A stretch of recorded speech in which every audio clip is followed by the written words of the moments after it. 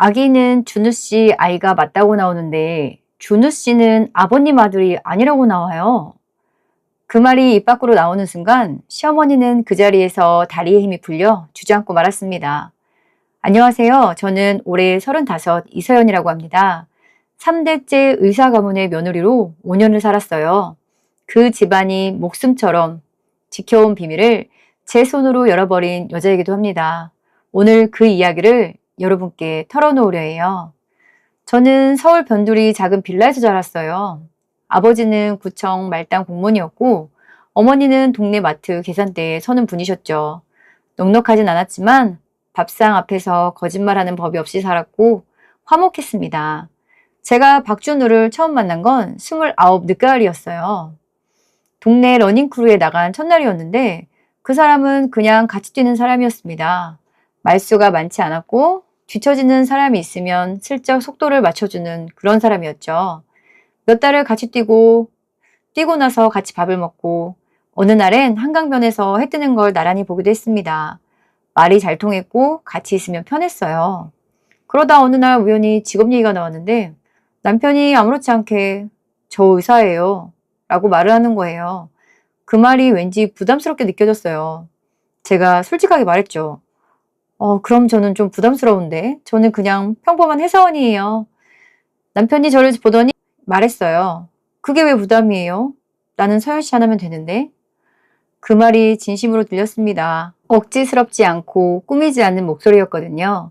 그렇게 사귀기 시작했습니다. 성격도 맞고 취미도 같고 말도 통했어요. 같이 뛰고 나서 아무 말 없이 나란히 앉아 있어도 어색하지 않은 그런 사람이었어요.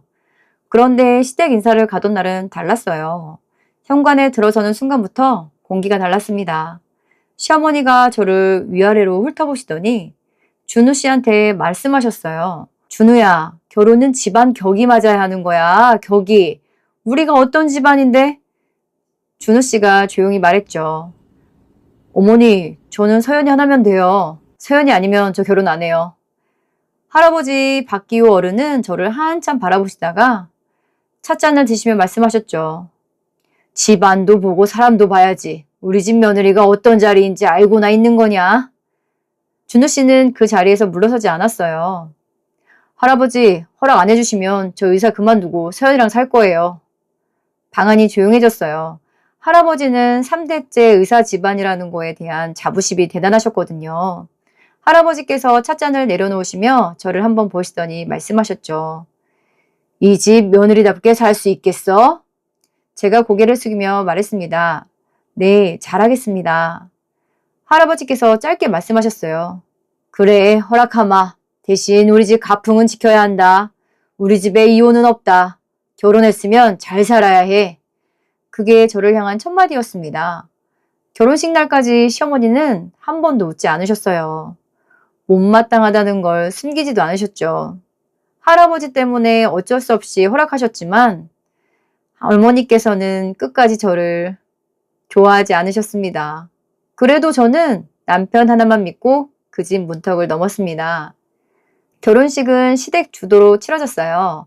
하객 절반은 저도 모르는 병원 관계자들이었고 혼주석에 나란히 앉으신 저희 부모님은 그 많은 하객들 사이에서 내내 작아 보이셨죠. 어머니가 한복걸음을 매만지시던 손이 조금 떨리던 게 지금도 눈에 선합니다. 그날 시댁 식구들은 더할 나위 없이 저를 반겨줬어요. 할아버지는 제 손을 두 손으로 잡으셨고 시어머니는 우리 딸 왔다 하며 환하게 웃으셨죠. 오히려 그게 어색했습니다. 나중에 돌아보니 그게 전부 가면이었다는 걸 또 알고 나서는 그 완벽한 환대가 오히려 섬뜩했죠. 신혼집은 시댁 바로 아래층 아파트였어요. 시어머니께서 골라준 곳이었죠. 가까이 살아야 집안 행사 때 움직이기 편해 라고 말씀하셨습니다. 저는 그때 그 말을 그냥 들었죠. 가까이 산다는 게 무슨 의미인지 그때는 미처 몰랐으니까요. 시집살이가 본격적으로 시작된 건 결혼하고 첫 명절이 지나고 나서였어요.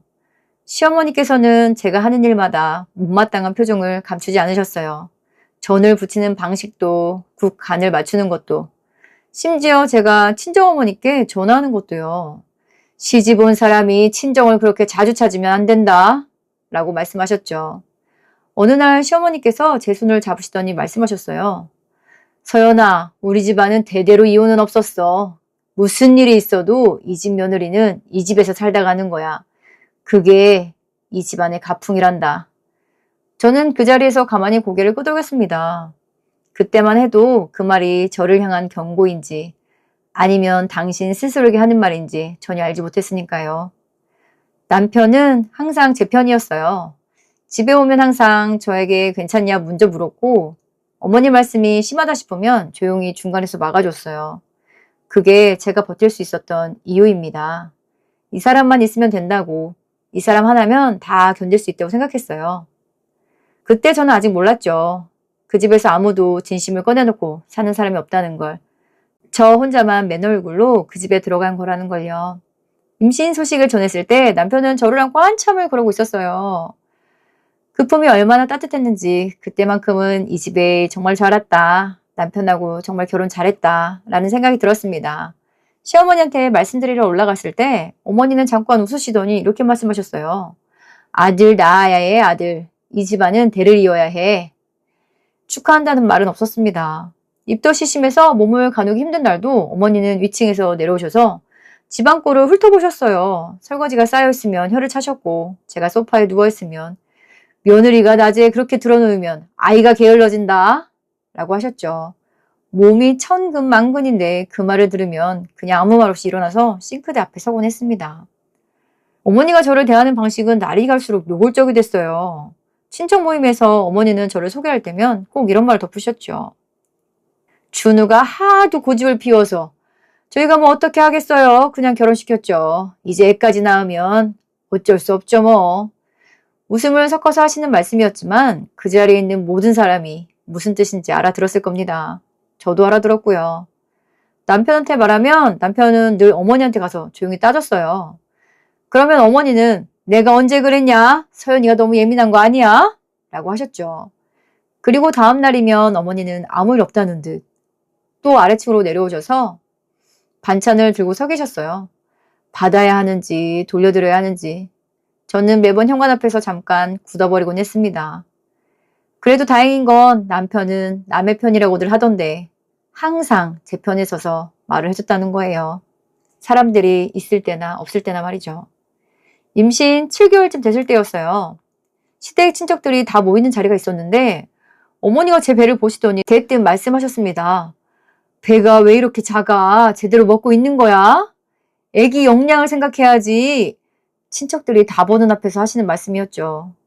걱정하는 척이었지만 저를 제대로 챙기지 못한다는 며느리 타박으로 들렸어요. 저는 그날 화장실에 들어가서 한참을 거울만 바라봤습니다. 울지는 않았어요. 그런 말들보다 뱃속의 아기가 더 신경 쓰였거든요. 좋은 말만 듣고 예쁜 것만 보라고 했는데 참 어려웠던 임신 기간이었어요. 출산 예정일이 다가올수록 어머니의 간섭은 더 심해졌어요. 어느 산부인과에서 낳을지, 아이 이름은 어떻게 지을지, 산후조리는 어디서 할지 전부 어머니가 이미 정해두고 통보하시는 시기였죠. 남편은 어머니 저희가 결정할게요 라고 막아줬지만 어머니는 내가 다 경험이 있어서 그래. 너보단 내가 낫지 않겠니? 라며 한 발짝도 물러서지 않으셨죠. 아이는 아들이었는데 예쁘게 태어났어요. 남편을 꼭 닮은 눈매에 작고 동그란 손가락이 제 손가락을 꼭 쥐는데 가슴이 먹먹해졌습니다.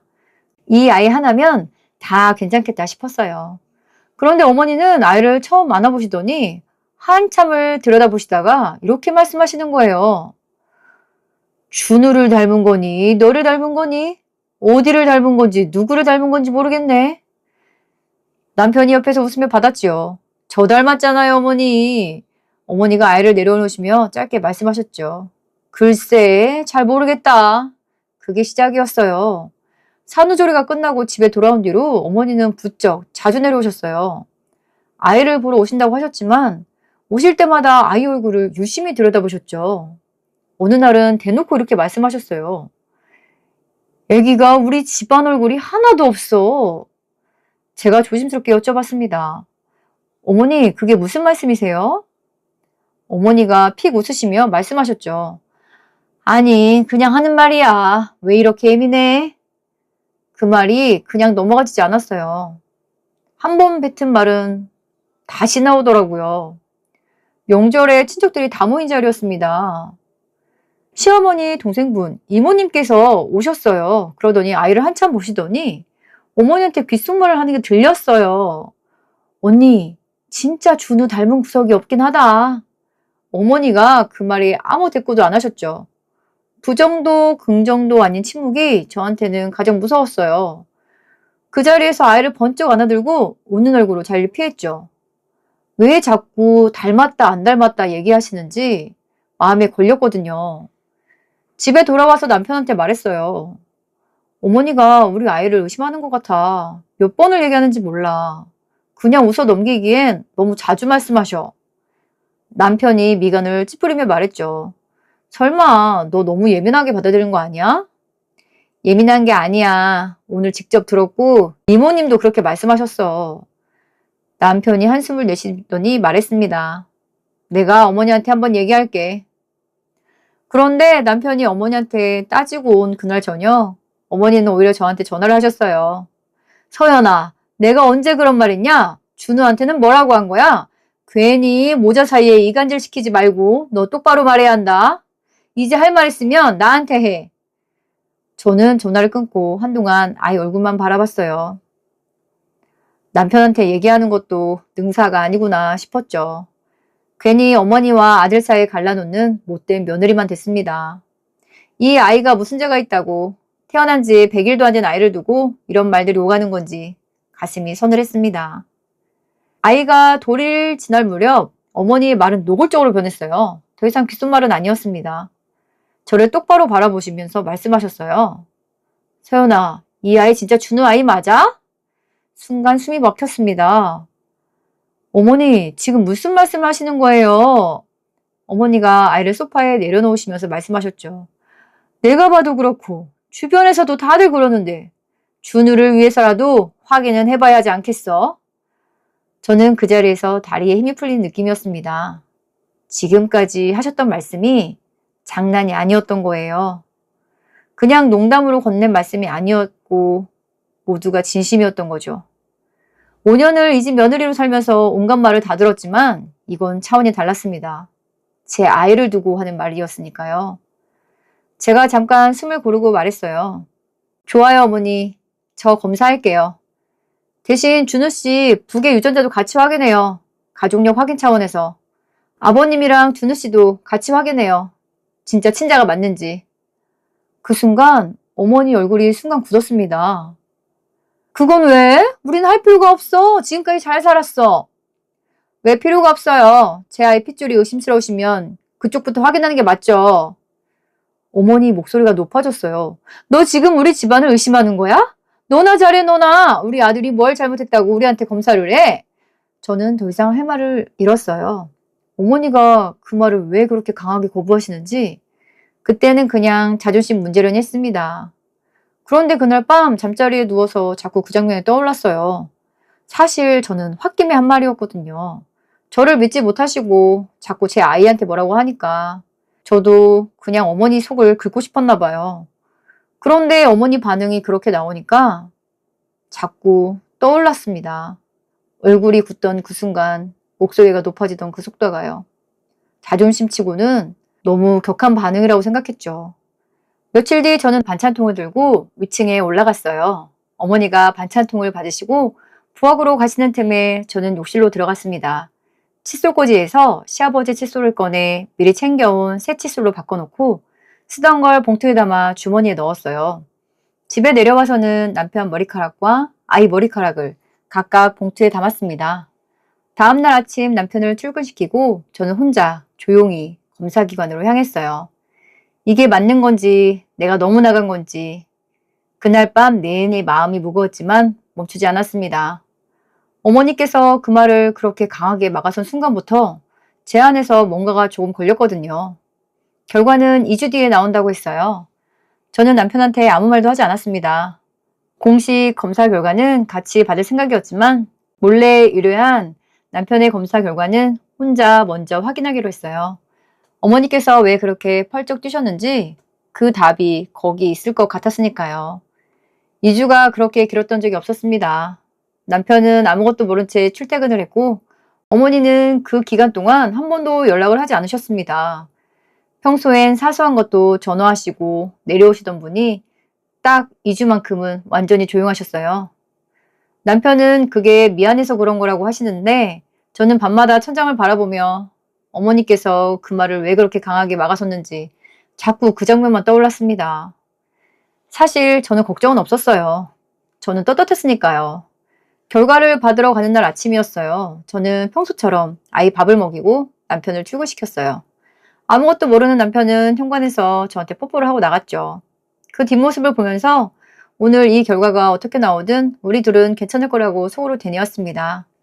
아이를 친정어머니께 잠깐 맡기고 저는 혼자 검사 기관으로 향했어요. 담당자가 결과지를 내밀었는데 첫 번째 결과는 예상대로였습니다. 아이와 남편, 일치율은 99.99%였어요. 저는 그 숫자를 보면서 피식 웃음이 났죠. 당연한 걸 이렇게까지 확인해야 한다는 게 우습기도 하고 서럽기도 했습니다. 그런데 담당자가 잠깐 머뭇거리더니 두 번째 결과도 확인하실 건가요? 네, 주세요. 담당자가 두 번째 결과지를 내밀었습니다. 첫 줄을 읽었어요. 남편과 시아버지, 두 개의 유전자 불일치가 나왔습니다. 손에 들린 종이가 흔들렸어요. 제 손이 흔들리는 건지 종이가 떨리는 건지 한동안 구분되지 않았습니다. 세상에, 불일치라니요. 잠깐 세상이 멈춘 것 같았습니다. 저는 결과지를 가방에 넣고 주차장으로 나왔어요. 차에 올라타서 한동안 핸들만 잡고 앉아 있었습니다. 머릿속에서 그동안 이상했던 장면들이 하나씩 떠올랐어요. 아이가 남편을 안 닮았다며 의심하던 어머니, 정작 당신 아들 검사는 펄쩍 뛰시며 막아서던 그 모습이 자꾸 떠올랐습니다. 아버님께서는 아무 말도 없으셨고요. 처음 저를 봤을 때 지방격을 따지며 못마땅해 하시던 할아버지, 그 순간들이 전혀 다른 의미로 읽히기 시작했어요. 어머니께서 의심할 수밖에 없었던 건 자기가 그랬기 때문이 아닐까요? 그날 저녁 남편이 퇴근하고 돌아왔을 때 저는 식탁에 결과지 두 장을 나란히 올려놓았습니다.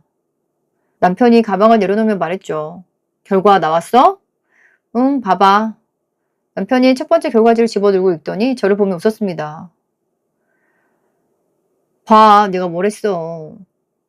두 번째도 봐. 남편이 두 번째 결과지를 집어들었어요.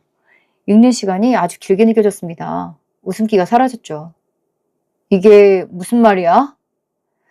나도 몰랐어. 나도 처음 본 거야.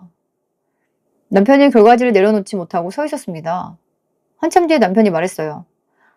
어머니한테 가봐야겠다. 잠깐 올라가자. 목소리가 처음 듣는 것처럼 낮고 무거웠어요. 남편과 같이 결과지를 들고 위층으로 올라갔습니다. 남편이 식탁 위에 결과지를 내려놓으며 말했어요. 어머니, 이게 무슨 말인지 설명 좀 해주세요. 어머니가 결과지를 힐끗 보시더니 고개를 돌리셨어요. 그거 잘못 나온 거야. 검사가 잘못된 건가 봐.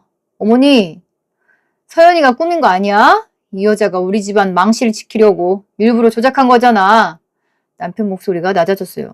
어머니, 지금 무슨 말씀 하시는 거예요? 어머니가 자리에서 일어나시더니 목소리를 높이셨습니다. 준우야, 엄마 믿지? 엄마 믿어야 돼. 저 여자 말 믿지 마. 엄마가 언제 너한테 거짓말한 거 봤어?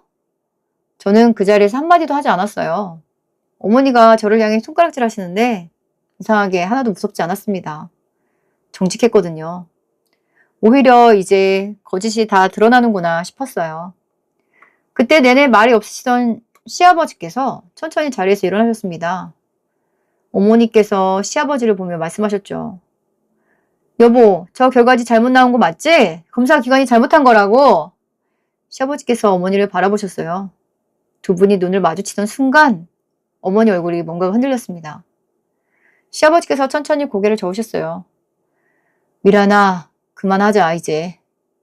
어머니께서 입술을 깨물으셨습니다. 준우야, 너는 내 아들 아니야. 방안이 완전 멈춰섰어요. 남편이 아무 말도 하지 못했습니다. 아버님이 이어서 말씀하셨어요. 네 친부는 내 동생이야. 네 작은아버지. 어머니가 소파 팔걸이를 두 손으로 잡으셨어요. 아버님은 어머니를 보지도 않고 계속 말씀하셨습니다. 내가 병원 일로 집을 비운 사이에 있었던 일이야. 알게 됐을 때는 이미 네가 태어난 뒤였고 그때 할아버지께서 나를 불러 앉히셨지. 3대째 의사 가문에 이런 일이 알려지면 다 끝난다고. 병원을 물려받고 싶으면 모든 걸 떠안고 가라고 하셨지. 나는 재산을 물려받아야 했고 너를 받아들일 수밖에 없었다. 어떻게 너를 내 아들로 키웠냐고 묻고 싶겠지. 나는 그냥 그렇게 살았어. 그게 전부야. 그리고 나는 너한테 최선을 다했다. 남편이 천천히 고개를 들었어요. 그럼 작은아버지는요? 아버님께서 잠깐 말을 멈추셨어요. 집안에서 쫓겨냈지. 아버지가 정리를 하셨거든. 그 뒤로 연락이 끊겼어. 남편이 더 이상 아무것도 묻지 않았어요. 어머니가 그제야 울음을 터뜨리셨습니다. 무릎이 꺾이듯 주저앉으시더니 얼굴을 감싸고 우셨어요. 나도 이혼하고 싶었어. 그 사람이 내 남편 친동생인데 내가 어떻게 그 집에서 살았겠어. 근데 아버님이 안 된다고 하셨어. 우리 집안에서 이혼은 없다고. 내가 어디를 가겠어. 나는 어쩔 수 없이 산 거야. 어머니 목소리가 갈라졌습니다. 그러니까 내가 그렇게 살았잖아. 가면 쓰고 웃고 버티면서. 서연아, 나는 너한테 화난 게 아니었어. 그냥 나는 미칠 것 같았던 거야. 저는 그 말을 들으면서 눈물이 나지 않았어요. 어머니가 너무 불쌍하다는 생각이 들었어요. 그래도 그 분노의 화살이 왜 항상 저였는지 5년을 버티며 받아낸 그 말들이 억울하지 않냐고 하면 그건 또 다른 문제였습니다. 저는 이 상황에서 아무것도 아니었어요. 상처가 고스란히 드러난 세 사람을 쳐다보니 저는 아무 말도 할 수 없었습니다. 남편이 한참을 어머니를 바라보다가 자리에서 일어났어요. 그냥 제 손을 잡고 집을 나와버렸습니다. 그날 밤 남편은 아무것도 먹지 않았어요. 소파에 앉아서 두 손을 무릎 위에 올려놓고 한참을 그냥 앉아 있었습니다. 뭔가를 말해야 할 것 같은데 저도 이 상황을 어떻게 풀어나가야 될지 몰랐어요. 어떤 말을 해도 이 상황 앞에서는 가벼워 보일 것 같아서 그냥 옆에 앉아 있었습니다. 한참 뒤에 남편이 말했어요. 서연아, 응? 나 이제 어떡하지? 평소에 늘 단단하던 목소리가 그날은 완전히 다른 사람 같았어요. 지금은 아무것도 안 해도 돼. 남편이 천장을 바라봤죠. 작은아버지 얼굴이 자꾸 떠올라. 어릴 때 사진으로만 봤는데 그 사람이 내 친할아버지라는 게 나한테는 외국에서 살고 있다고 하셨었거든. 저는 아무 말도 할 수가 없었습니다. 이렇게 말도 안 되는 상황에 놓여 있다는 게 어처구니 없었지만 남편을 위로할 말이 없었습니다. 남편이 또한 힘들어했던 건 따로 있었어요. 아버지가 친부가 아니라는 것도 충격적이고 친아버지가 작은아빠라는 게 더 충격적이지만 그 모든 걸 숨기고 집안 모두가 자기를 속였다는 겁니다. 할아버지도 시아버지도 어쩌면 집안 어른들 누군가는 알고 있을지도 모르죠. 자기 혼자만 몰랐던 거잖아요. 평생을 그 집안에서 장손으로 후계자로 자랑스러운 아들로 살아왔는데 그게 전부 짜여진 틀 안에서 이야기였던 거. 그 허탈함은 제가 옆에서 봐도 가늠이 되지 않았습니다. 어느 날 아침 아이가 아장아장 걸어와서 남편 무릎에 앉더니 작은 손으로 아빠 얼굴을 더듬었어요. 남편이 그 손을 잡고 한참을 그러고 있다 그만 눈물을 쏟았습니다. 저는 그 장면을 부엌에서 바라보다가 조용히 돌아섰어요. 남편이 아이 앞에서라도 울 수 있어서 차라리 다행이다 싶었거든요. 시아버지께서는 그 일을 잊고 2달 뒤에 병원 행정실에 있던 그분과 조용히 살림을 차리셨다고 해요. 20년을 아버님을 바라보고 기다리셨대요. 어머니에게 그런 일이 있고 나서 아버님은 마음을 못 잡고 다른 사람에게 마음을 줬지만 이혼은 하지 않고 만나셨던 분이라고 하더라고요. 어머니는 그 집에 혼자 남으셨습니다. 이혼도 할 수 없었고 그렇다고 예전으로 돌아갈 수도 없는 채로요. 할아버지께서는 그 뒤로 병원 일선에서 물러나셨고 아버님에게 모두 물려주셨다고 했습니다. 3대째 의사 가문의 명예를 목숨처럼 지켜오시던 분이었어요. 결국 그 명예에 가장 크게 금이 가는 걸 직접 보셨네요. 작은아버지는 오래전에 집안에서 쫓겨나 다른 지역에서 살고 있다고 들었습니다. 외국에 간 게 아니었죠. 명절에 얼굴을 보이지 않은 지 오래됐는데 그 집안 사람들이 가면을 쓰고 버텨온 세월이 결국 이렇게 끝이 났습니다. 남편은 석 달 뒤에 저한테 말했어요. 서연아, 우리 여기서 나가자. 새로 시작하자. 저는 그 말이 반가웠습니다. 남편이 조금 힘이 나는 것 같았거든요. 우리는 그 아래층 아파트를 정리하고 아이 손을 잡고 나왔습니다. 짐을 싸는데 남편이 말하더라고요. 고마워, 서연아. 버텨주고 내 옆에 있어줘서. 나 참 못난 사람인데. 저는 웃었습니다. 처음으로 그 집을 나오면서 환하게 웃었어요. 남편 손을 잡으면서. 지금 저희는 경기도 외곽의 작은 집에 살고 있어요. 남편은 동네에 병원을 열었고 저희는 아이랑 집 근처 러닝코스를 매일 아침 뜁니다. 처음 남편을 만났던 그 러닝크루 시절 생각하기 가끔 나요. 그때 그 사람이 슬쩍 제 속도에 맞춰 뛰어주던 거. 지금도 변하지 않았거든요. 그 집에서 나와서 우리가 얻은 게 있다면 완벽하지 않아도 괜찮다는 것, 가면 없이 살아도 괜찮다는 것, 있는 그대로의 모습을 보여줘도 충분히 사랑받는 느낌을 줄 수 있다는 것, 그거 하나면 충분합니다. 남편은 가끔 우울해해요. 표현은 안 하지만 속이 어떨지 상상도 안 되죠. 삶이 무너져 내리지 않는 것만으로도 감사하고 있습니다. 때론 상식에 벗어나는 일이 있고 그 일이 내게 일어난다면 저는 어떻게 될지 상상조차 되지 않지만 묵묵히 옆에서 잘 살아보려고요. 남편을 더 사랑해주면서요. 지금까지 긴 이야기 들어주셔서 감사드리고 여러분들은 모두 모두 행복하세요.